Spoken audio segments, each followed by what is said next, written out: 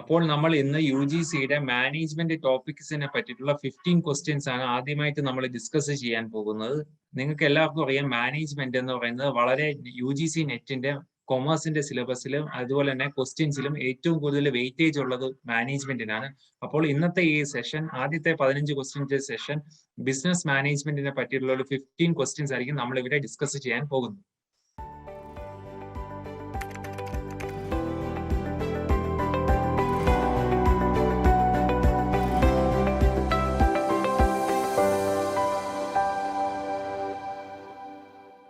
Management നെറ്റില് India നെറ്റിൽ ഏറ്റവും വേണ്ടപ്പെട്ട ഒരു അല്ലെങ്കിൽ ഏറ്റവും വിലപ്പെട്ട ഒരു സബ്ജക്റ്റ് ആണ് മാനേജ്മെന്റില്.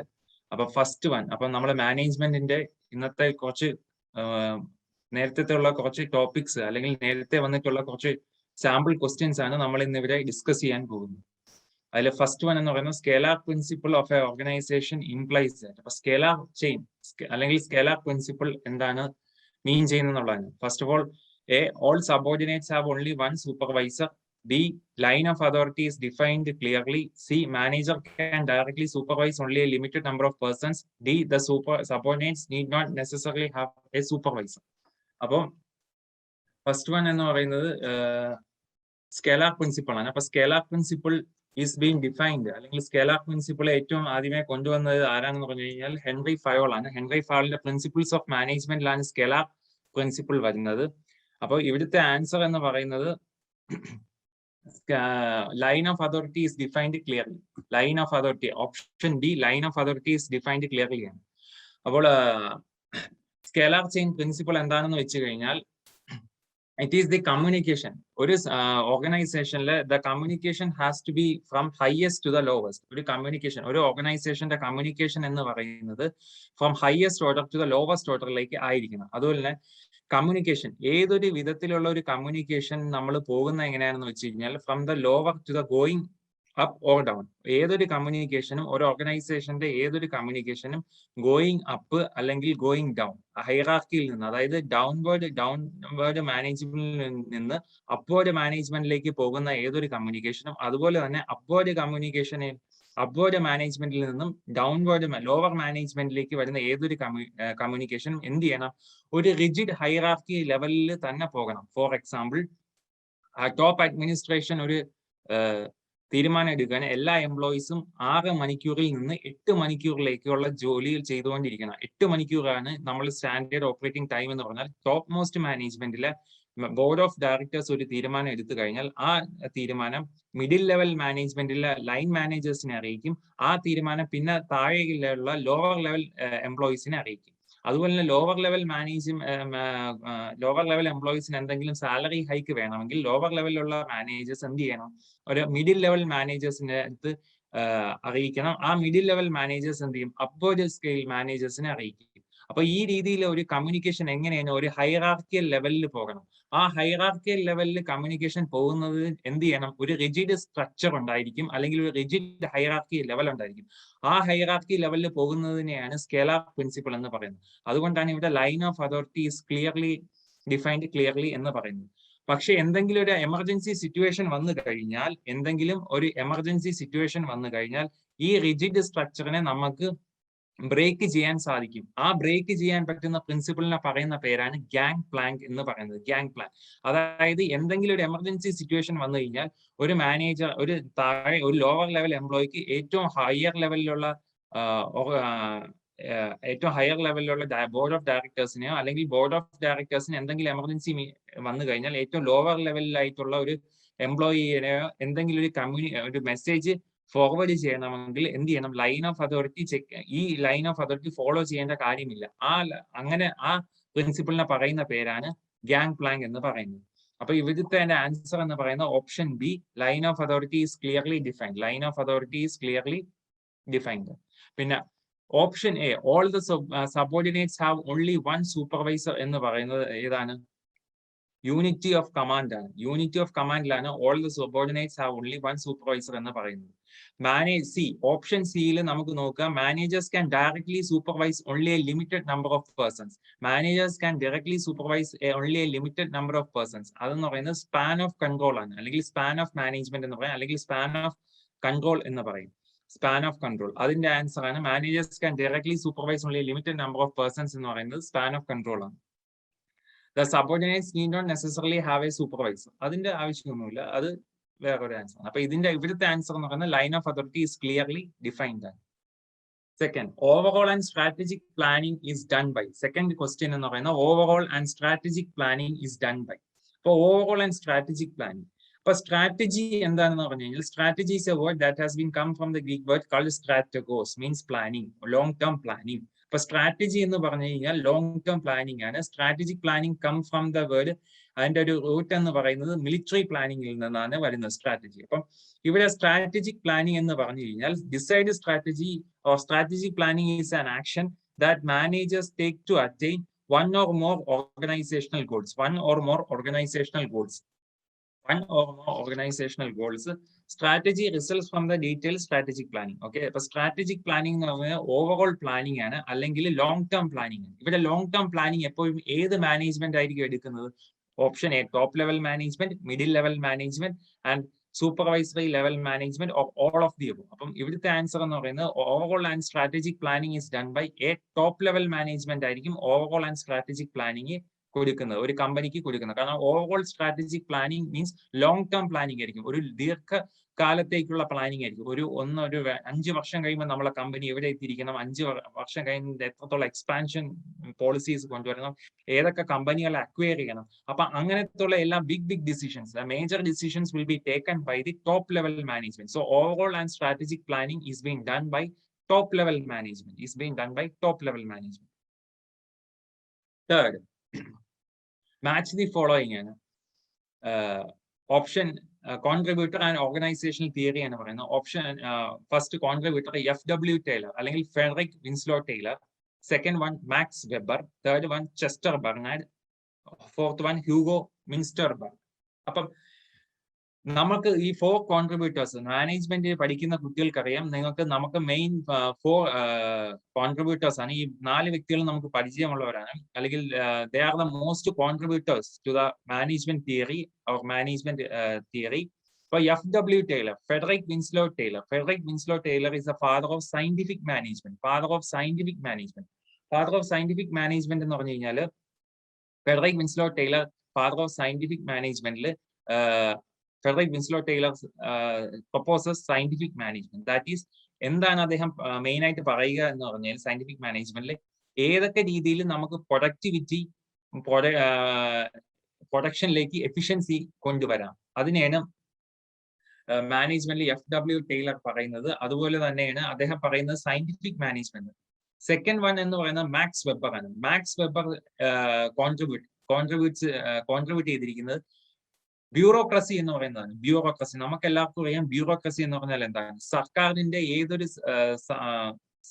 ഏതൊരു രാജ്യത്തിന്റെയും ഒരു സർക്കാരിന്റെ അല്ലെങ്കിൽ ഏതൊരു സർക്കാരിന്റെയും ഉദ്യോഗസ്ഥ വൃന്ദത്തെ നമ്മൾ പറയുന്ന പേരാണ്, അല്ലെങ്കിൽ ഉദ്യോഗസ്ഥർ ഒരു ഫയല് ചലിക്കുന്ന ഉദ്യോഗസ്ഥ വൃന്ദങ്ങളെ പറയുന്ന പേരാണ്, അധികാര ശ്രേണികളെ പറയുന്ന പേരാണ് ബ്യൂറോക്രസി എന്ന് പറയുന്നത്. അപ്പൊ മാക്സ് വെബർ കൊണ്ടുവന്നത് ബ്യൂറോക്രസി എന്ന് പറയുന്ന ഒരു ടേം ആണ്, അല്ലെങ്കിൽ ബ്യൂറോക്രസി എന്ന് പറയുന്ന ഒരു കൺസെപ്റ്റോ തിയറിയോ ആണ് മാക്സ് വെബർ കൊണ്ടുവന്നിരിക്കുന്നത്.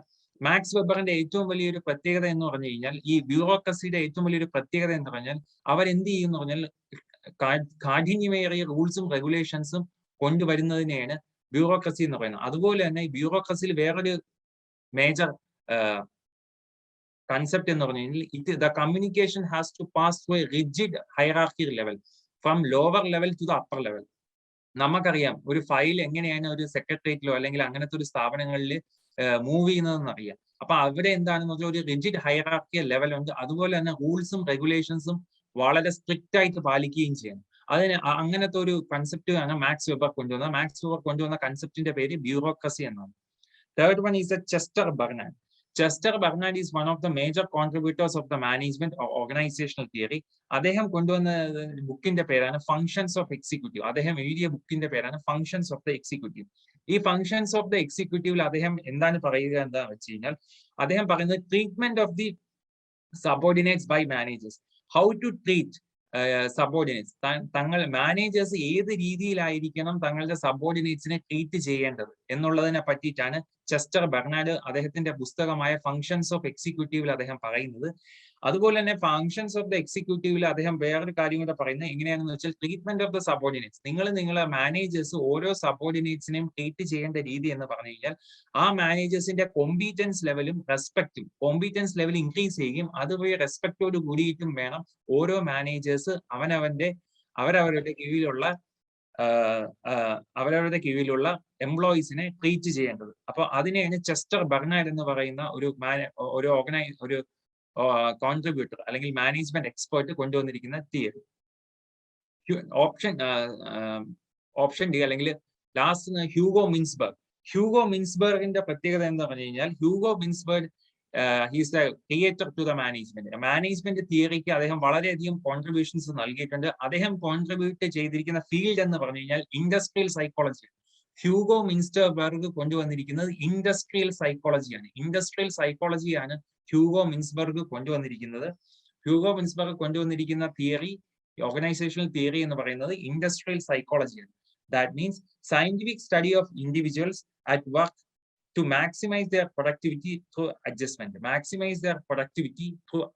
Means ഒരു എംപ്ലോയീസിന്റെ സൈക്കോളജി ഏത് രീതിയിൽ ഇൻഡസ്ട്രിക്കും മാനേജ്മെന്റിനും അദ്ദേഹത്തിന്റെ സൈക്കോളജി വെച്ചിട്ട് അദ്ദേഹത്തിന്റെ സൈക്കോളജി ഏത് തരത്തിലുള്ളതെന്ന് കണ്ടുപിടിച്ചിട്ട് മാനേജ്മെന്റ് കണ്ടുപിടിച്ചിട്ട് ഏത് രീതിയിൽ ഇൻഡസ്ട്രിയെ കൊണ്ടുവരാം, ഇൻഡസ്ട്രിയിലേക്ക് അപ്ലൈ ചെയ്യാം, അതിന് വേണ്ടിയിട്ട് പറയുന്നതിനാണ് ഹ്യൂഗോ മിൻസ്ബർഗ് കൊണ്ടുവന്നിരിക്കുന്നത്. അപ്പം ഇത് നല്ലത്. FW Taylor is a person who gave contribution to the scientific management. Max Weber is a person who contributed the term bureaucracy. Chester Bernard is a person who wrote the book Functions of Executive. In his book Functions of the Executive, he developed a theory to treat how the subordinates are to be treated by the managers. That means the managers are to be treated by the subordinates by using their competence and respect. And fourth one, Hugo Mintzberg contributed theory called industrial psychology, in which the scientific study of individuals has to be done in order to maximize the work and productivity through their employee psychology. അപ്പോൾ ഇതിന്റെ answer എന്ന് പറയുന്നത് option A ആണ്. Option A, FW Taylor കൊണ്ടുവന്നിരിക്കുന്നത് increased productivity through efficiency in production. Max Weber കൊണ്ടുവന്നിരിക്കുന്ന theory emphasis in rules and regulation, that means bureaucracy. Option C, Chester Barnard കൊണ്ടുവന്നിരിക്കുന്നത് systems approach to the management. Option D, Hugo Munsterberg industrial സൈക്കോളജിയാണ്, that means application of psychology to industry and management.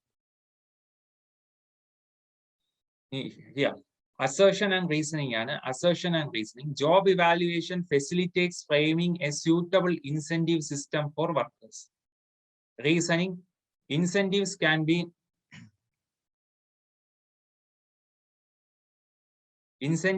be rationally be based on the time saving by worker on a particular job which can rightly be known from job evaluation.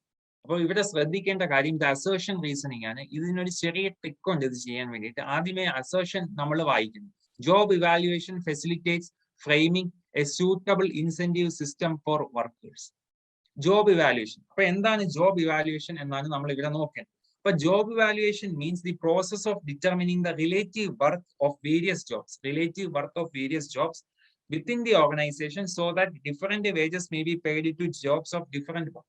For example, job evaluation the process of determining the relative worth of various jobs, so that the employees of the organization can be paid different wages to the different jobs of different work. Job evaluation the pratyekada ennu paranju kayal oru organization il oru jolikku, that means oru organization il engineering department കാണും, accounts department കാണും, after sales department കാണും, marketing department കാണും, HRM department കാണും. അപ്പൊ various departments ആണ്.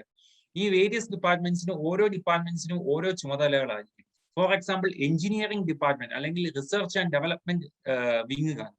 Research and development വിങ്ങിൽ ജോലി ചെയ്യുന്നവർക്ക് കുറെ കൂടെ കൂടുതൽ സാലറി കൊടുക്കേണ്ടി വരും. കാരണം അവരുടെ ജോലിയാണ് ഏറ്റവും ബുദ്ധിമുട്ടേറിയത്. കാരണം ടെക്നോളജിക്കൽ ചേഞ്ചസ് അല്ലെങ്കിൽ വരുന്ന മാർക്കറ്റിംഗിന്റെ ടെക്നോളജിക്കൽ ചേഞ്ചസ് അല്ലെങ്കിൽ പ്രൊഡക്ഷൻ ഏത് രീതിയിൽ നമുക്ക് കോസ്റ്റ് എഫക്റ്റീവ്നെസ് മീൻസ് നമുക്ക് എത്ര രൂപ കുറച്ചിട്ട് നമ്മളെ ഓപ്പറേറ്റിംഗ് കോസ്റ്റ് കുറച്ചിട്ട് എത്രത്തോളം മാക്സിമം ക്വാളിറ്റി ഉള്ള ഒരു ഔട്ട്പുട്ട് നമുക്ക് ക്രിയേറ്റ് ചെയ്യാം. അതിന് കോസ്റ്റ് എഫക്റ്റീവ്നെസ് എന്ന് പറയുന്നത്. അപ്പം അതുപോലെ തന്നെ കോസ്റ്റ് എഫക്റ്റീവ്നെസ് ഏത് രീതിയിൽ ചെയ്യാം, നമുക്ക് ഏതൊക്കെ റോ മെറ്റീരിയൽസ് ഇതിന് വേണ്ടിയിട്ട് അഡോപ്റ്റ് ചെയ്യാം, അല്ലെങ്കിൽ റോ മെറ്റീരിയൽസ് മാറ്റേണ്ടതുണ്ടെങ്കിൽ അതിന്റെ കാര്യങ്ങൾ. അപ്പൊ അതിനെയൊക്കെയാണ് നമ്മൾ കോസ്റ്റ് എഫക്റ്റീവ് പ്രൊഡക്ഷൻ എന്ന് പറയുന്നത്. സെക്കൻഡ് മാർക്കറ്റിംഗ് ആയിരിക്കും. മാർക്കറ്റിംഗ് അത്ര തന്നെ ഇമ്പോർട്ടന്റ് ആണെങ്കിൽ കൂടി നമുക്ക് അത്രയും വലിയ റിസർച്ച് ആൻഡ് ഡെവലപ്മെന്റിന്റെ അത്ര നമുക്ക് സാലറിയോ അല്ലെങ്കിൽ അത്രയും കാര്യങ്ങളൊന്നും മാർക്കറ്റിംഗ് ഡിപ്പാർട്ട്മെന്റ് കൊടുക്കേണ്ട കാര്യമില്ല. ഫോർ എക്സാമ്പിൾ എഞ്ചിനീയറിംഗ് ഡിപ്പാർട്ട്മെന്റോ അല്ലെങ്കിൽ ഒരു റിസർച്ച് ആൻഡ് ഡെവലപ്മെന്റ് വിങ്ങിനോ ആയിരിക്കും നമ്മൾ കൂടുതൽ ശമ്പളവും അവിടുത്തെ എംപ്ലോയീസിനായിരിക്കും കൂടുതൽ ശമ്പളവും ആനുകൂല്യങ്ങളും എല്ലാം കൊടുക്കേണ്ടത്. അപ്പൊ അതിനെയാണ് അപ്പൊ റിലേറ്റീവ് വർത്ത് ഓഫ് ജോബ്സ്. ഓരോ ഓർഗനൈസേഷനിലും ഓരോ എംപ്ലോയീസും ചെയ്യുന്ന ജോലിക്കനുസരിച്ചുള്ള ഒരു സാലറി കൊടുക്കുന്നതിന് വേണ്ടിയിട്ട് ആ ജോലികളെ ഒന്ന് വിലയിരുത്തുന്നുണ്ട്. അവർ ചെയ്യുന്ന ജോലികളെ നമ്മളൊന്ന് ഇവാലുവേറ്റ് ചെയ്യുന്നുണ്ട്, അല്ലെങ്കിൽ ഒന്ന് വിലയിരുത്തുന്നതിനെയാണ് നമ്മൾ ജോബ് ഇവാലുവേഷൻ എന്ന് പറയുന്നത്. Assertion A, job evaluation facilitates framing a suitable incentive system of workers. Yes, it's correct. But assertion A is correct.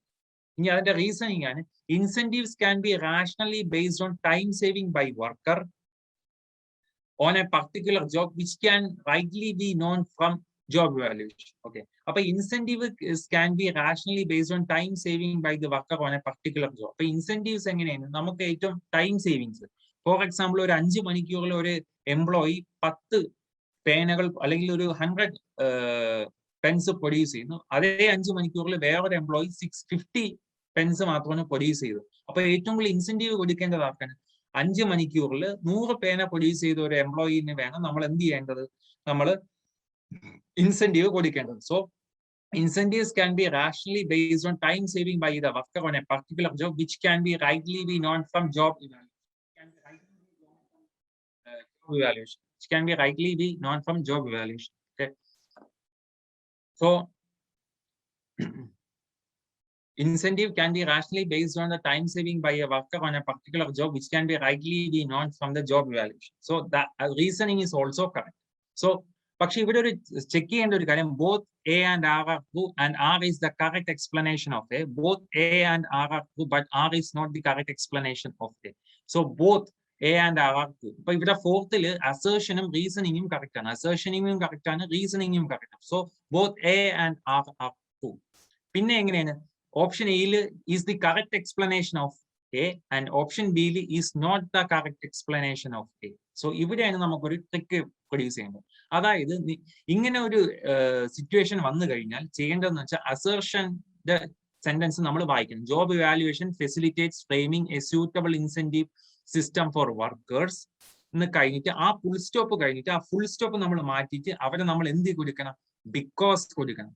Job evaluation facilitates framing a suitable incentive system of workers because incentive can be rationally based on time saving by the worker on a particular job which can be rightly be known from job evaluation. Because ചേർക്കുമ്പോഴത്തേക്ക് നമുക്ക് ഇതിന്റെ answer കിട്ടും. Job evaluation facilitates framing a suitable incentive system for workers. It's correct.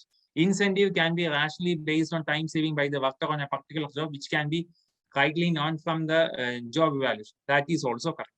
But job evaluation facilitates framing a suitable incentive system for workers because incentive can be rationally based on time saving by the worker on a particular job which can be rightly be known from job evaluation. Job valuation നമുക്ക് എന്ത് ചെയ്യുന്ന suitable incentive system ആണ്. കാരണം എന്താണെന്ന് വെച്ചാൽ incentive നമ്മൾ ഒരു എംപ്ലോയീസിന്റെ incentive കൊടുക്കാൻ വേണ്ടിയിട്ടാണ് നമ്മൾ ജോബ് ഇവാലുവേഷൻ നടത്തുന്നത്. അത് തെറ്റാണ്. നമ്മൾ ജോബ് ഇവാലുവേഷൻ നടത്തുന്നത് എന്തിനാണെന്ന് വെച്ച് കഴിഞ്ഞാൽ ഓരോ വർക്കിനും ആ വർക്കിൻ്റെതായിട്ടുള്ള ജോലി ചെയ്യുന്നതിന്റെ കൂലി കൊടുക്കാൻ വേണ്ടിയിട്ടാണ് ജോബ് ഇവാലുവേഷൻ നടത്തുന്നത്, റിലേറ്റീവ് വർക്ക്. പക്ഷേ ഇൻസെന്റീവ് കൊടുക്കുന്നത് എന്തിനാണെന്ന് പറഞ്ഞു കഴിഞ്ഞാൽ ഏറ്റവും നല്ല രീതിയിൽ വർക്ക് ചെയ്യുന്ന ഒരു എംപ്ലോയീസിന് കൊടുക്കുന്നതിന്റെ ഒരു ആനുകൂല്യത്തിനാണ് ഇൻസെന്റീവ് എന്ന് പറയുന്നത്. അപ്പൊ ഇവിടെ എന്താണ്, because incentive can be rationally based on time saving by the worker on a particular job which can be rightly be known for job evaluation എന്നത് തെറ്റാണ്. അതായത് ആ അസർഷന്റെ റീസണിങ്, അസർഷൻ എന്ന് പറയുന്ന സ്റ്റേറ്റ്മെന്റിന്റെ റീസണിങ്ങിനെ ഈ സ്റ്റേറ്റ്മെന്റ് സപ്പോർട്ട് ചെയ്യുന്നില്ല. So job evaluation both A and R are correct, but R is not the correct explanation of A. R is not the correct explanation of A. ഇത്തരം അസേർഷൻ റീസണിങ് ക്വസ്റ്റ്യൻസിൽ ഏറ്റവും അവസാനം അസേർഷനിങ് സ്റ്റേറ്റ്മെന്റിന്റെ ഏറ്റവും ലാസ്റ്റിൽ ഫുൾ സ്റ്റോപ്പ് കളഞ്ഞിട്ട് അവിടെ because ചേർക്കേണ്ടത് വളരെ അത്യാവശ്യമാണ്. അങ്ങനെ നോക്കി കഴിഞ്ഞാൽ മാത്രമേ നമുക്ക് A is the correct explanation of R അല്ലെങ്കിൽ R is the correct explanation of A എന്ന് നമുക്ക് കണ്ടുപിടിക്കാൻ സാധിക്കുകയുള്ളൂ. Next question, option B. A strategy can be defined as. Strategy എന്ന് പറഞ്ഞാൽ എന്താണ്? Strategy is a word that has been derived from the Greek word called strategos. Strategos എന്ന് പറയുന്ന ഒരു ഗ്രീക്ക് വാക്കിൽ നിന്നാണ് വന്നത്. Strategy means strategos means long term planning. Long term planning to reach long term objectives. അപ്പൊ long term planning ആണ് ദീർഘകാലാടിസ്ഥാനത്തിലേക്ക് നമ്മൾ ഒരു ഒബ്ജക്റ്റീവ്സിനെ സെറ്റ് ചെയ്തിട്ട് ദീർഘകാലാടിസ്ഥാനത്തിലേക്ക് പ്ലാൻ ചെയ്യുന്നതിനെയാണ് സ്ട്രാറ്റജി എന്ന് പറയുന്നത്. അപ്പൊ സ്ട്രാറ്റജിക്ക് ഒരു ഏറ്റവും വലിയൊരു പ്രത്യേകത എന്ന് പറഞ്ഞു കഴിഞ്ഞാൽ സ്ട്രാറ്റജി ഏറ്റവും കൂടുതൽ വന്നിരിക്കുന്നത് എവിടെയാണെന്ന് പറഞ്ഞു കഴിഞ്ഞാൽ ഇപ്പോൾ മിലിറ്ററി പ്ലാനിങ്ങിലാണ്. അപ്പൊ മിലിറ്ററി പ്ലാനിങ്ങിലേക്കാണ് നമ്മൾ സ്ട്രാറ്റജി കൂടുതലായിട്ട് യൂസ് ചെയ്യുന്നത്. അപ്പം സ്ട്രാറ്റജി എന്ന് പറയുന്നത് it is a plan design to reach long term objectives, a specific and narrow plan design to achieve tactical planning design to end the tactical planning. Tactical planning എന്ന് പറഞ്ഞു കഴിഞ്ഞാൽ പെട്ടെന്ന് എടുക്കുന്ന ഒരു പ്ലാനിങ്ങിനാണ് ടാക്ടിക്കൽ പ്ലാനിങ് എന്ന് പറയുന്നത്. For example short term. Strategy അങ്ങനെയല്ല, strategy is long term ആണ്. Strategy will be always long term. But tactical planning എന്ന് പറഞ്ഞാൽ ഒരു സിറ്റുവേഷൻ എങ്ങനെയാണ് വരുന്നത്, ആ സിറ്റുവേഷനെ നമുക്ക് മറികടക്കാൻ വേണ്ടിയിട്ടാണ് ടാക്ടിക്കൽ പ്ലാനിങ് ഉപയോഗിക്കുന്നത്. Both are important, but here strategy means a plan that is design to reach long term objectives. Answer is a plan design to reach long term objectives. Okay, next question, match the following. Grapevine, unity of direction, time and motion study, budget, tools of control, scientific management, form of communication, management principle. First one, grapevine. Grapevine എന്ന് പറഞ്ഞു കഴിഞ്ഞാൽ നമുക്കറിയാം അത് types of കമ്മ്യൂണിക്കേഷനിൽ വരുന്നതാണ്. ഓരോ രീതിയിലൊരു communication system ഉണ്ട്. Formal communication ഉണ്ട്. That means formal communication means when A student communicates with the principal of an institution, that is a formal communication. Second എന്ന് പറയുന്നത് എന്താണ്? ഒരു informal communication. That means two friends speak in a class. രണ്ട് കൂട്ടുകാർ ഒരേ ക്ലാസ്സിൽ ഇരുന്നുകൊണ്ട് അങ്ങോട്ടും ഇങ്ങോട്ടും സംസാരിക്കുന്നതിനെ ഇൻഫോർമൽ കമ്മ്യൂണിക്കേഷൻ. അതുപോലെ തന്നെയാണ് grape wine communication. Grape wine communication എന്ന് പറഞ്ഞു കഴിഞ്ഞാൽ ഈ കമ്മ്യൂണിക്കേഷൻ സിസ്റ്റത്തിൽ that means gossips R been transferred. That means ഒരു രീതിയിലുള്ള ഒരു ഫോർമാലിറ്റി ഇല്ല. ആർക്ക് ആരോട് വേണമെങ്കിലും സംസാരിക്കാം. ഏത് തരത്തിലുള്ള ഇൻഫർമേഷൻസ് അത് കറക്റ്റ് ആകണമെന്നില്ല. നമ്മൾ ഫോർമൽ കമ്മ്യൂണിക്കേഷനിൽ അങ്ങനെയല്ല, 90% കറക്റ്റ് ആയിരിക്കണം, അല്ലെങ്കിൽ 99% ഫോർമൽ കമ്മ്യൂണിക്കേഷനിൽ കറക്റ്റ് ആകണം. പക്ഷെ ഇൻഫോർമൽ കമ്മ്യൂണിക്കേഷനിൽ അങ്ങനെയല്ല. നമ്മുടെ കൂട്ടുകാരോട് സംസാരിക്കുമ്പോൾ ഏത് രീതിയിലാണ് സംസാരിക്കുന്നത്, ഒരു ഫോർമാലിറ്റി ഇല്ല. ഒരു ഫോർമൽ കമ്മ്യൂണിക്കേഷനിൽ ഒരു റിജിഡ് സ്ട്രക്ചർ ഫോളോ ചെയ്യുന്നില്ല. അത് തന്നെ. അതുപോലെ തന്നെ grape wine communication. Grape wine കമ്മ്യൂണിക്കേഷനിൽ എന്താണ്?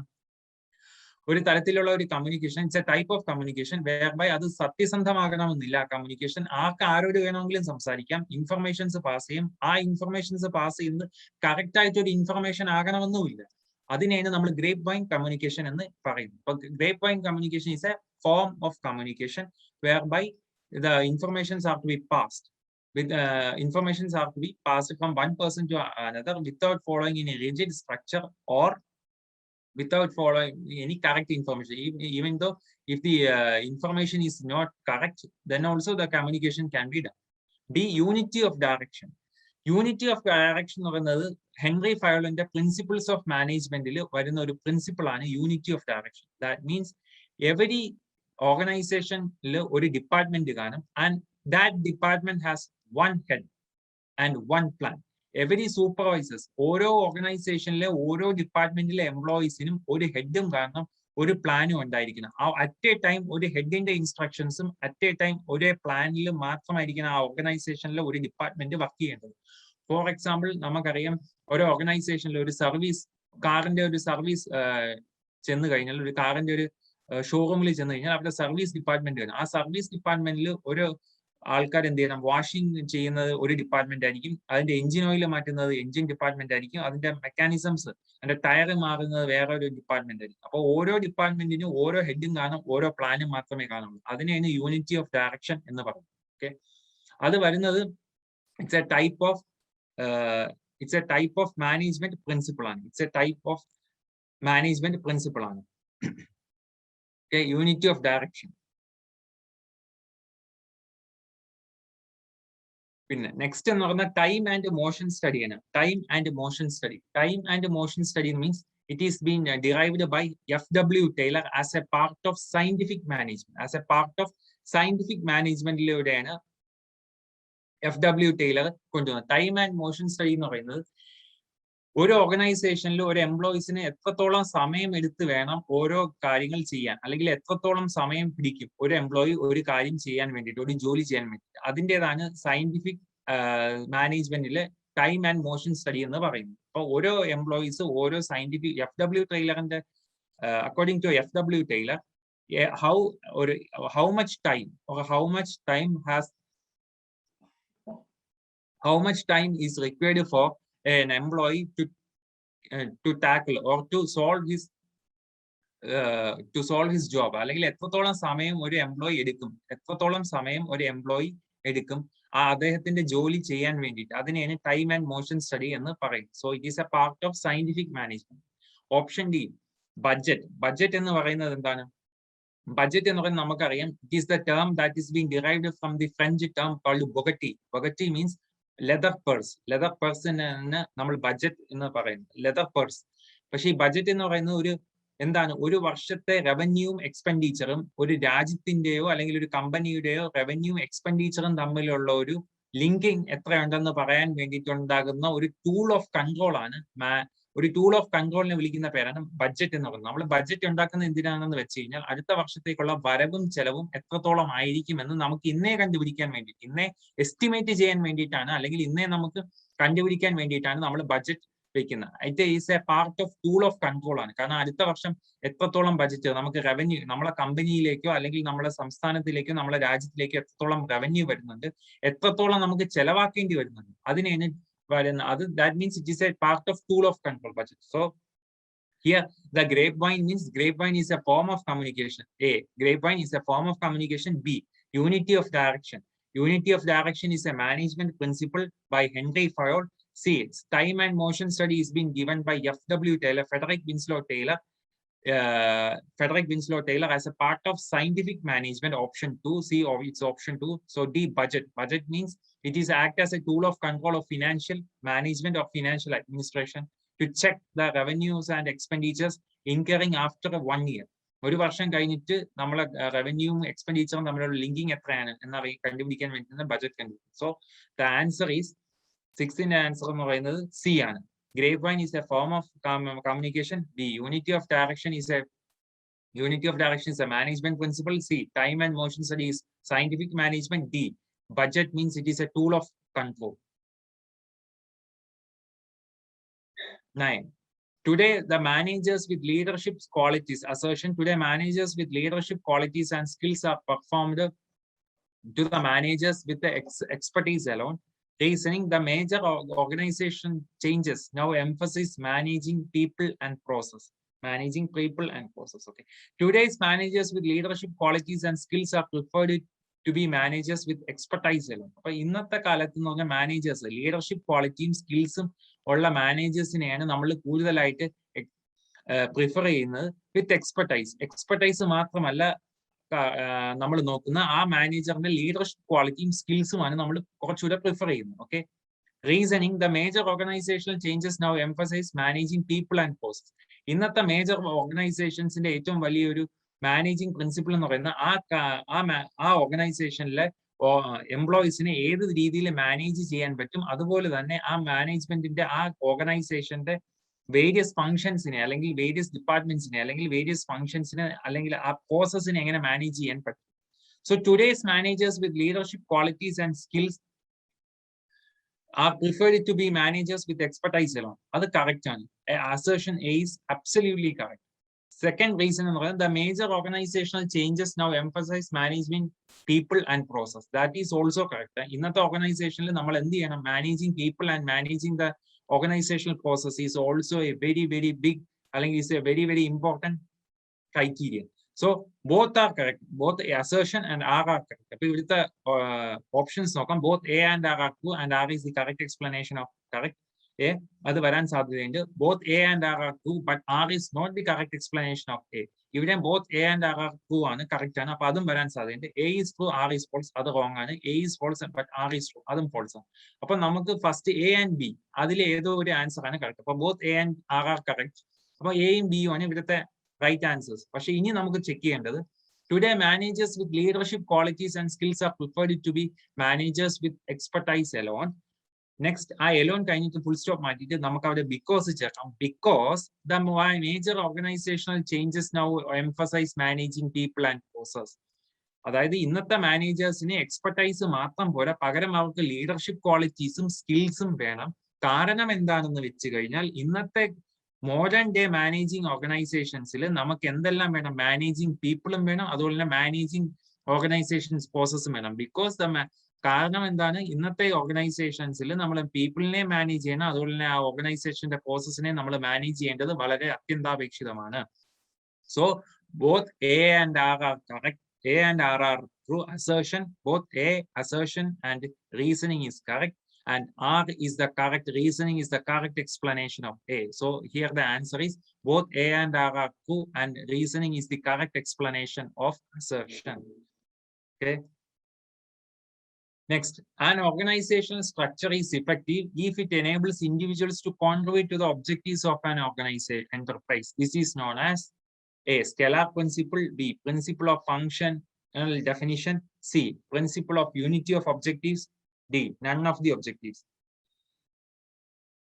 For example, an organization structure is effective. Or organization structure effective if it enables the individuals to contribute to the objectives of the enterprise. The individuals in contribute or objectives contribute. So first one is scalar principle. Scalar principle scalar principle means any communication going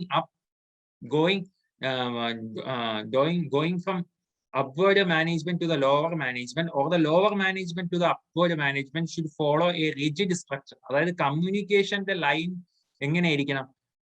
മേളത്തെ മാനേജ്മെന്റിൽ നിന്ന് താഴേക്കിടയിലുള്ള മാനേജ്മെന്റിലേക്കും, താഴേക്കിടയിലുള്ള മാനേജ്മെന്റിൽ നിന്ന് മേളിലേക്ക് പോകുന്ന മാനേജ്മെന്റിലേക്കും പോകുന്ന communication level ഒരു strict അല്ലെങ്കിൽ ഒരു റിജിഡ് ഹൈറാർക്കിയൽ ലെവലിലായിരിക്കണം ആ കമ്മ്യൂണിക്കേഷൻസ് പോകേണ്ടത്. ആ റിജിഡ് ഹൈറാർക്കിയൽ ലെവലിനെ നമ്മൾ പറയുന്ന പേരാണ് സ്കെലാർ പ്രിൻസിപ്പിൾ. അപ്പൊ ഇവിടെ അതാണോ വരുന്നത്? ഉറപ്പായിട്ടും അല്ലത്, കാരണം അത് കമ്മ്യൂണിക്കേഷനുമായി ബന്ധപ്പെട്ടത്. B, principle of functional definition. Principle of functional definition ആകുമോ? ഒരിക്കലും. ഫങ്ഷണൽ ഡെഫിനിഷൻ എന്ന് പറഞ്ഞു കഴിഞ്ഞാൽ ഓരോ ഡിപ്പാർട്ട്മെന്റിനും ഓരോ ഫംഗ്ഷൻസ് കാണും. ആ ഡിപ്പാർട്ട്മെന്റിന്റെ ഫംഗ്ഷൻസിന് വിളിക്കുന്നതിനാണ് പ്രിൻസിപ്പിൾ ഓഫ് ഫങ്ഷണൽ ഡെഫിനിഷൻ എന്ന് പറയുന്നത്. അതല്ല, principle of unity of objectives എന്ന് പറഞ്ഞു കഴിഞ്ഞാൽ ഓരോ ഇൻഡിവിജ്വൽസും ഓരോ ഒബ്ജക്റ്റീവ്സുമായിട്ട് ഓരോ കമ്പനിയിലെ ഓരോ ഡിപ്പാർട്ട്മെന്റ് ഒരു കമ്പനിയിലെ ഓരോ ഡിപ്പാർട്ട്മെന്റിലേക്ക് കോൺട്രിബ്യൂട്ട് ചെയ്തുകൊണ്ടിരുന്നു കഴിഞ്ഞാൽ ആ ഓർഗനൈസേഷണൽ സ്ട്രക്ചറിൽ ആ ഇൻഡിവിജ്വൽസിന് എന്ത് ചെയ്യാൻ പറ്റും? കറക്റ്റ് ആയിട്ട് എന്ത് ചെയ്യാൻ പറ്റും?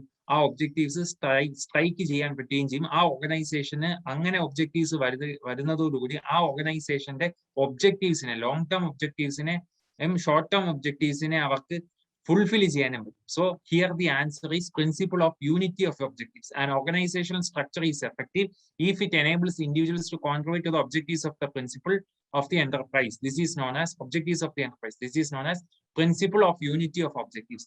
ഇവിടുത്തെ answer A, scalar principle means here the communication ആണ് സ്കേലാർ പ്രിൻസിപ്പിൾ കൂടുതൽ ഫോക്കസ് ചെയ്യുന്ന.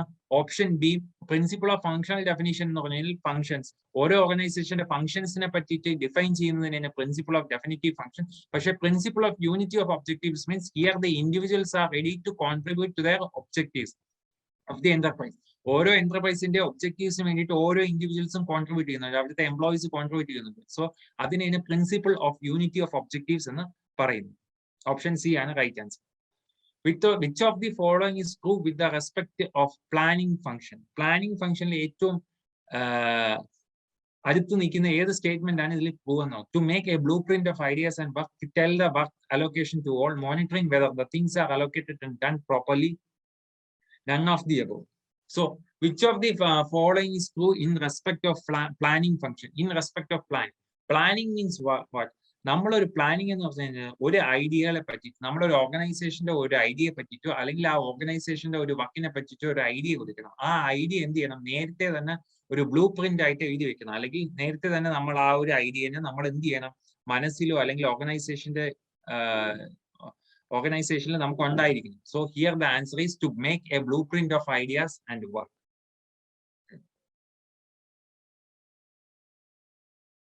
Next one, 10. Assertion reasoning. According to the Taylor, one best way of doing each task leads to the increase in productivity in the organization. Reasoning, it was the management responsibility alone to find out this one best way. But according to Taylor he is the father of scientific management. He is the father of scientific management. So Taylor says that one best way of doing each task leads to increase in productivity in the organization. ഓരോ ടാസ്കിലും ഓരോ ജോലിയും ഒരാൾ വ്യക്തി തന്നെ ചെയ്തുകൊണ്ടിരുന്നു കഴിഞ്ഞാൽ ഇപ്പൊ for example ഒരു ഓർഗനൈസേഷനിലെ ഒരു വ്യക്തി സ്ഥിരമായിട്ട് അതേ ജോലി തന്നെ ചെയ്തുകൊണ്ടിരുന്നു കഴിഞ്ഞാൽ എന്ത് ചെയ്യും? നമ്മൾ തന്നെ ഇപ്പൊ നമ്മൾ അല്ലെങ്കിൽ ഒരു ഓർഗനൈസേഷനിൽ ഒരു എംപ്ലോയി ഉണ്ട്. ആ എംപ്ലോയി സ്ഥിരമായിട്ട് ഷർട്ട് മാനുഫാക്ചറിങ് ഇൻഡസ്ട്രിയാണ്. അദ്ദേഹം സ്ഥിരമായിട്ട് എന്ത് ചെയ്യുന്നുണ്ട്? ആ ഷർട്ടിനില് ബട്ടൺസ് തയ്ക്കുന്ന ജോലി അദ്ദേഹത്തിന്റെ മാത്രമാണ്. അദ്ദേഹം he stitches buttons to only shirts. ഷർട്ടിലെ ബട്ടൺസ് പിടിപ്പിക്കാൻ മാത്രമാണ് ആ എംപ്ലോയിയുടെ ഒരു ദൗത്യം എന്ന് പറയുന്നത്. അപ്പോൾ എന്ത് പറ്റും? സ്ഥിരമായി അദ്ദേഹം ഇങ്ങനെ ചെയ്തുകൊണ്ടിരിക്കുമ്പോൾ എന്ത് പറ്റും? അദ്ദേഹം അതിൽ സ്പെഷ്യലൈസേഷൻ ഉണ്ടാവും. ആ സ്പെഷ്യലൈസേഷൻ വഴി എന്ത് ചെയ്യാൻ പറ്റും? അദ്ദേഹം ആ ഫീൽഡിൽ എക്സ്പേർട്ട് ആവും. അദ്ദേഹം എക്സ്പേർട്ട് ആയി കഴിഞ്ഞാൽ എന്ത് പറ്റും? പ്രൊഡക്ടിവിറ്റി ഇൻക്രീസ് ചെയ്യും, അതുപോലെ തന്നെ എഫിഷ്യൻസി ഇൻക്രീസ് ചെയ്യും. ആ എംപ്ലോയിയുടെ പ്രൊഡക്ടിവിറ്റി ഇൻക്രീസ് ചെയ്യും, അതുപോലെ തന്നെ എഫിഷ്യൻസി ഇൻക്രീസ് ചെയ്യും. According to Taylor, one best way of doing each task leads to increase in productivity in each organization. Okay, assertion A is correct. Next one is the reasoning. It is the management responsibility alone find this one best way. About reasoning ennu parnal endana? It is the management responsibility alone to find out this one best way. Adum correct ആണ്. കാരണം മാനേജ്മെന്റിന്റെ മാത്രം responsibility ആണ് ഓരോ employees ഏതൊക്കെ രീതിയിലാണ് അത് management ആണ് ചിന്തിക്കേണ്ടത്, അല്ലെങ്കിൽ മാനേജ്മെന്റ് ആണ് തീരുമാനം എടുക്കേണ്ടത്. ഓരോ എംപ്ലോയീസ് ഏത് രീതിയിലായിരിക്കണം അത് സെറ്റ് ചെയ്യേണ്ടത്, ഏത് ഡിപ്പാർട്ട്മെന്റിലായിരിക്കും പോകേണ്ടത്. ഫോർ എക്സാമ്പിൾ, ഒരു ചാർട്ടേഡ് അക്കൗണ്ടന്റ് വന്നു കഴിഞ്ഞാൽ അദ്ദേഹത്തെ നേരെ പിടിച്ച് പ്രൊഡക്ഷൻ ഡിപ്പാർട്ട്മെന്റിലേക്കല്ല ഇടേണ്ടത് മാനേജ്മെന്റ്, പകരം അക്കൗണ്ട്സ് ഡിപ്പാർട്ട്മെന്റിലേക്ക്. വേറാസ് ഒരു വ്യക്തി ബിടെക് ഇൻ പ്രൊഡക്ഷൻ എഞ്ചിനീയറിംഗിൽ ഒരു ബിടെക്കുമായിട്ടോ എംടെക്കുമായിട്ടോ ഒരു വ്യക്തി വന്നു കഴിഞ്ഞാൽ അദ്ദേഹത്തെ പിടിച്ച് അക്കൗണ്ട്സ് ഡിപ്പാർട്ട്മെന്റിലല്ല ഇടേണ്ടത്, പകരം മെക്കാനിക്കൽ അല്ലെങ്കിൽ പ്രൊഡക്ഷൻ അല്ലെങ്കിൽ R&D ഡിപ്പാർട്ട്മെന്റിലേക്കാണ് ഇടേണ്ടത്. So it is the management responsibility alone to find out this one best way. That is also correct. So here both assertion and reasoning are correct. ഇനി reasoning correct explanation ആണ്, assertion correct reasoning correct assertion correct explanation ആണോ എന്ന് മാത്രമാണ് check ചെയ്യേണ്ടത്. So here according to Taylor, one best way of doing each task leads to the increase in productivity in organization because it was the management responsibility alone to find out this one best way. അത് correct ആണ്, അത് correct അല്ല. കാരണം മാനേജ്മെന്റിന്റെ because Taylor പറഞ്ഞത് എന്താണെന്ന് വെച്ച് കഴിഞ്ഞാൽ ഒരു ഇൻക്രീസിങ് പ്രൊഡക്ടിവിറ്റി, നിങ്ങൾ ഒരു ജോലി തന്നെ ഒരു എംപ്ലോയി സ്ഥിരമായി ചെയ്തുകൊണ്ടിരുന്നു കഴിഞ്ഞാൽ അതിലെ പ്രൊഡക്ടിവിറ്റി ഇൻക്രീസ് ചെയ്യും, അദ്ദേഹം അതിൽ എക്സ്പേർട്ട് ആവും, അതുവഴി അദ്ദേഹം എഫിഷ്യന്റ് ആവും. അത് കറക്റ്റ് ആണ്. പക്ഷെ അതും മാനേജ്മെന്റ് മാത്രമായിരിക്കണം അത് കണ്ടുപിടിക്കേണ്ടത്. No. So it was the management responsibility alone find out this one best way. This one best way. So reasoning is wrong. Reasoning is not the correct explanation of assertion. So assertion and reasoning is correct, but reasoning is not the correct explanation of assertion. Okay, so here the answer is C. Both A and R are true, but R is not the correct explanation of A. Next question ആണ്, match the following: scientific management approach, administrative theory, human relations, neoclassical behavioral science approach. So here scientific management approach ആരാണ് കൊണ്ടുവരുന്നത്? Scientific management approach is been clearly been derived by F.W. Taylor. Frederick Winslow Taylor. Scientific management കൊണ്ടുവന്നിരിക്കുന്ന F.W. Taylor ആണ്. Second one, administrative theory. Administrative theories of management is being derived by Henry Fayol in his book Administration at Generally. But Henry Fayol is a man who propounded the administrative theory. See, human relations approach is being given by Elton Mayo in his most favored experiment called Hawthorne experiments. Hawthorne എക്സ്പെരിമെന്റ്സിലാണ് Elton Mayo human relations കൊണ്ടുവന്നത്. Hawthorne experiments നമുക്കറിയാം, illumination studies, bank wiring room method, അതുപോലെ തന്നെ bank wiring room method, illumination studies. ഈ രണ്ട് സ്റ്റഡീസിനെയാണ് Hawthorne experiments എന്ന് പറയുന്നത്. Hawthorne experiments is related to Elton Mayo and it is related to human relations approach. Okay, The neoclassical behavioral scientific approach is being propounded by Mary Parker Follett. Mary Parker Follett in the famous management definition of neoclassical behavioral science approach. Mary Parker Follett, that means management is the art of getting things done through others. Management is the art of getting things done through others. So neoclassical behavioral science approach Mary Parker Follett propound ചെയ്ത് Mary packer ഫോളറ്റിന്റെ ഏറ്റവും വലിയ മാനേജ്മെന്റിന്റെ definition എന്ന് പറഞ്ഞാൽ management is the art of getting things done through others. So here the answer is the scientific management approach is being derived by F.W. Taylor. Administrative management theory is being derived by Henry Fayol. Human relations approach is being propounded by Elton Mayo in his Hawthorne experiments. Human relations approach is being derived by Elton Mayo in his famous Hawthorne experiments. Neoclassical behavioral science approach is being given by Mary Parker Follett in her definition. The management is the art of getting things done through others. Each subordinate should have one superior whose command he has to obey. This is known as a division of work, exception principle, unity of command principle, authority and responsibility principle. Each subordinate should have one superior only whose command he has to obey. This is known as division of work. Division of work, principles, these A, B, C, D, these all principles are being given by Henry Fayol in his principles of management. But division of work, Henry Fayol പറയുന്നത് എന്താണെന്ന് വെച്ച് കഴിഞ്ഞാൽ division of work, അതായത് ഓരോ എംപ്ലോയീസിനും ഓരോ work divisions കൊടുത്തു കഴിഞ്ഞാൽ he will become specialization. Division of work exerts specialization. Second, exception principle. Exception principle എന്ന് പറയുന്നത് management by exception ആണ്. That means ഒരു മാനേജ്മെന്റിന് ടോപ്പ് മാനേജ്മെന്റിലേക്ക് നമ്മൾ സിഗ്നിഫിക്കന്റ് ഡിവിയേഷൻസ്, ഫോർ എക്സാമ്പിൾ ചെറിയ കാര്യം, ലോവർ ലെവൽ മാനേജ്മെന്റ് ചെറിയ കാര്യങ്ങൾ, അതായത് ഫോർ ഒരു ഓർഗനൈസേഷനിൽ ഇന്ന് ഒരു 10 കാർസ് പ്രൊഡ്യൂസ് ചെയ്യണമെന്നാണ് ടോപ്പ് മാനേജ്മെന്റ് തീരുമാനം. പക്ഷേ കാർസ് ഏറ്റവും അവസാനം കമ്പനി ക്ലോസ് ചെയ്യാൻ നേരത്ത് 2 കാറുകൾ മാത്രമേ പ്രൊഡ്യൂസ് ചെയ്യാൻ പറ്റുള്ളൂ. ദാറ്റ് മീൻസ് അവിടെ ഒരു സിഗ്നിഫിക്കന്റ് ഡീവിയേഷൻ വന്നു. പ്ലാൻ ചെയ്തത് 10 കാറാണ് പ്രൊഡ്യൂസ് ചെയ്യാൻ, പക്ഷേ നമുക്ക് പ്രൊഡ്യൂസ് ചെയ്യാൻ പറ്റിയത് 2 കാറുകൾ മാത്രമേ പ്രൊഡ്യൂസ് ചെയ്യാൻ പറ്റുള്ളൂ. അപ്പൊ 8 കാർസിന്റെ ഡെഫിഷ്യൻസി വന്നു. അങ്ങനെയാണെങ്കിൽ ഈ വിവരം എന്ത് ചെയ്യണം? Top management, lower level management, middle level management, top level മാനേജ്മെന്റിനെ അറിയിക്കേണ്ടത്. അങ്ങനെ അറിയിക്കേണ്ടതിനെയാണ് മാനേജ്മെന്റ് ബൈ എക്സെപ്ഷൻ എന്ന് പറയും. പക്ഷേ ചെറിയ കാര്യങ്ങൾ, ഫോർ എക്സാമ്പിൾ ഇന്ന് 10 കാർസും പ്രൊഡ്യൂസ് ചെയ്തു, പക്ഷെ 10 കാർസ് പ്രൊഡ്യൂസ് ചെയ്ത വഴിക്ക് ഒരു കാറിന്റെ ഒരു ടയറിന് ഒരു ചെറിയ കംപ്ലൈന്റ് ഉണ്ട്. അത് ചെറുതായിട്ട് ഒരു 5 മിനിറ്റ് കൊണ്ട് മാറ്റി വെക്കുന്ന കംപ്ലൈന്റ് മാത്രമേ ഉള്ളൂ.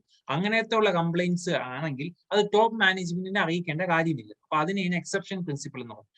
യൂണിറ്റി ഓഫ് കമാൻഡ് പ്രിൻസിപ്പിൾ എന്ന് പറഞ്ഞു കഴിഞ്ഞാൽ here each subordinate should have only one superior and whose command he has to obey. ഒരു സബോർഡിനേറ്റിനും ഒരു സുപ്പീരിയർ മാത്രമേ കാണാവുള്ളൂ. ആ ഒരു കമാൻഡ് മാത്രമായിരിക്കണം ആ സബോർഡിനേറ്റ് സ്വീകരിക്കേണ്ടത്. ഒരു സബോർഡിനേറ്റിന് ഒരു സുപ്പീരിയർ മാത്രമേ കാണാവൂ. അതുപോലെ തന്നെ ആ സുപ്പീരിയറിന്റെ കമാൻഡ്സ് മാത്രമായിരിക്കണം ഈ സബോർഡിനേറ്റ് പാലിക്കേണ്ടത്. ഇല്ലെങ്കിൽ എന്ത് പറ്റും എന്ന് വെച്ചാൽ അവിടെ ഒരു അത്ര ക്യാവോസ് ഉണ്ടാവും. അത്ര ക്യാവോസ് ഉണ്ടായി കഴിഞ്ഞ് കഴിഞ്ഞാൽ ഓർഗനൈസേഷന്റെ ദൈനംദിന കാര്യങ്ങളും ലോങ് ടേം ഒബ്ജക്റ്റീവ്സും നമുക്ക് ചെയ്യാൻ പറ്റില്ല, meet ചെയ്യാൻ പറ്റില്ല. Option D, authority and responsibility principle. Authority and responsibility principle means authority, responsibility. Authority means the power to command, and power to command means authority. Responsibility means obey the commands. Obey the command is responsibility. Each subordinate should have one superior and whose command he has to obey means option C. Answer is option C, unity of command principle. In line and staff organization, the staff performs. In line and staff organization, the staff performs the functions of management. Option B, advising the management, assigning responsibility, none of the above. In line and staff. But line and staff organization, line and staff organization means in which the specialist is added to the line managers to provide guidance and support. Here, it takes command and advice. It is a loosely held organization, a large organization with a number of employees. So, line and staff organization, the staff performs the functions of staff in the management functions performs, advising the management, assigning the responsibility, none of the above. In line and staff organization, line managers appoint ചെയ്യും. ഈ line മാനേജേഴ്സിന്റെ പ്രത്യേകത എന്താണെന്ന് പറഞ്ഞു കഴിഞ്ഞാൽ അവര് സ്ഥിരമായിട്ട് മാനേജ്മെന്റിനെ, top level മാനേജ്മെന്റിനെയോ അല്ലെങ്കിൽ മിഡിൽ ലെവൽ മാനേജ്മെന്റിനെയോ അവരെന്ത് ചെയ്യും, സ്ഥിരമായിട്ട് അഡ്വൈസ് ചെയ്തുകൊണ്ടേയിരിക്കും. ഏത് രീതിയിലായിരിക്കും നമ്മളെ ഫങ്ഷൻസ് പോകേണ്ടത്, ഏത് രീതിയിലായിരിക്കും നമ്മുടെ അഡ്വൈസ് ചെയ്യേണ്ടത് എന്നൊക്കെ ഉള്ളത്.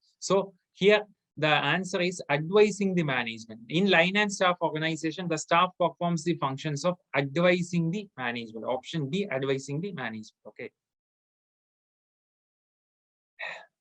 19th question. A manager dealing with the trained subordinates can afford to operate on a wider span. A manager dealing with the trained subordinates can afford to operate on a wider span. Yes, correct. ഒരു trained subordinates ആണെങ്കിൽ എന്ത് ചെയ്യാൻ പറ്റും, ഒരു മാനേജേഴ്സിന് കുറച്ചുകൂടെ നല്ല രീതിയിൽ operate ചെയ്യാൻ പറ്റും, ഒരു വൈഡർ സ്പാനിൽ നല്ല രീതിയിൽ ഓപ്പറേറ്റ് ചെയ്യാൻ പറ്റും. Assertion is correct. Trained subordinates carry on their functions without very frequent reference to the supervisor. Okay. Trained subordinates ആണെങ്കിൽ എന്ത് ചെയ്യാൻ പറ്റും, കാരണം സ്ഥിരമായിട്ട് സുപ്പീരിയേഴ്സിന്റെ അഡ്വൈസിന് വേണ്ടി കാത്തു നിൽക്കേണ്ട കാര്യമില്ല. അല്ലെങ്കിൽ ട്രെയിൻഡ് സബോർഡിനേറ്റ്സ് ആണെങ്കിൽ സൂപ്പർവൈസേഴ്സിന്റെ അടുത്ത് ഓരോ കാര്യത്തിനും വേണ്ടിയിട്ട് നമുക്ക് ഓരോ എക്സ്പ്ലനേഷൻസോ അല്ലെങ്കിൽ ഓരോ അഡ്വൈസസോ ചോദിക്കേണ്ട കാര്യമില്ല. That is also correct. So both option assertion and reasoning, both assertion and reasoning are correct. Then a manager dealing with the trained subordinates can afford to operate wider span, can afford to operate on a wider span because trained subordinates carry on their functions without very frequent reference to the supervisor. അതും correct ആണ്. കാരണം ഒരു മാനേജറിന് നമ്മൾ trained subordinates ആണെങ്കിൽ, ഒരു മാനേജറിന്റെ കീഴിൽ നല്ല trained subordinates ആണെങ്കിൽ അദ്ദേഹത്തിന് എന്ത് ചെയ്യാൻ പറ്റും, ഒരു വൈഡർ സ്പാൻ ഓഫ് നെറ്റ്വർക്കിൽ അല്ലെങ്കിൽ വൈഡർ സ്പാനിൽ കുറച്ച് കംഫർട്ടബിൾ ആയിട്ട് ആ മാനേജറിന് ജോലി ചെയ്യാം. കാരണം എന്താണെന്ന് വെച്ച് കഴിഞ്ഞാൽ ആ ട്രെയിൻഡ് സബോർഡിനേറ്റ്സ് സ്ഥിരമായിട്ട് അല്ലെങ്കിൽ എപ്പോഴും ഓരോ കാര്യങ്ങൾക്ക് വേണ്ടിയിട്ടും റെഫറൻസ്, സൂപ്പർവൈസറിന്റെ കയ്യിൽ നിന്ന് റെഫറൻസോ അല്ലെങ്കിൽ അഡ്വൈസേഴ്സോ സ്വീകരിക്കത്തില്ല. So both A and R are true, and R is the correct explanation of A. Option A. 20th question. Management by objective is an effective way of planning and organizing. Reasoning. Employees participate in setting objectives. Okay. Management by objectives. Management by objectives, it is a management technique that has been derived by Peter F. Drucker in the year 1954. So Peter F. Drucker ആണ് management by objectives എന്ന് പറഞ്ഞ ഈ ഒരു technique കൊണ്ടുവന്നത്. Management by ഒബ്ജക്റ്റീവ്സിന്റെ technique എന്താണെന്ന് പറഞ്ഞാൽ focus sharply on the objectives or results in manager has to achieve. ഒരു ഓർഗനൈസേഷനിലെ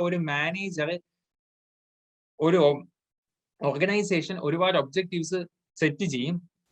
ആ ഒബ്ജക്റ്റീവ്സിലെ മാനേജേഴ്സ് എപ്പോഴൊക്കെ അറ്റൈൻ ചെയ്യണം, അല്ലെങ്കിൽ ഏത് രീതിയിൽ ആ ഓർഗനൈസേഷനിലെ ഒബ്ജക്റ്റീവ്സ് മാനേജർ അറ്റൈൻ ചെയ്യണം അല്ലെങ്കിൽ അച്ചീവ് ചെയ്യണം, അതിനെ പറ്റിയിട്ട് ഒരു എഫക്റ്റീവ് വേയും പ്ലാനിങ്ങിനെയാണ് മാനേജ്മെന്റ് ബൈ ഒബ്ജക്റ്റീവ്സ് എന്ന് പറയുന്നത്. അപ്പൊ management by objectives is an effective way of planning and organizing. That is true.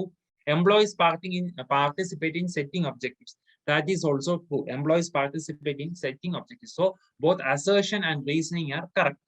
But here management by objectives is an effective way of planning and organizing because employees participate in setting objectives. അത് correct അല്ല. കാരണം because employees participate അല്ല, എംപ്ലോയീസും participate ചെയ്യുന്നുണ്ട്, മാനേജേഴ്സും participate ചെയ്യുന്നുണ്ട്. So both participate ചെയ്യുന്നുണ്ട്. Because so management by objective is an effective way of planning and organizing because employees participate in setting objectives. Other correct explanation. So both A and R are true, and R is not the correct explanation of A, and R is not the correct explanation of A.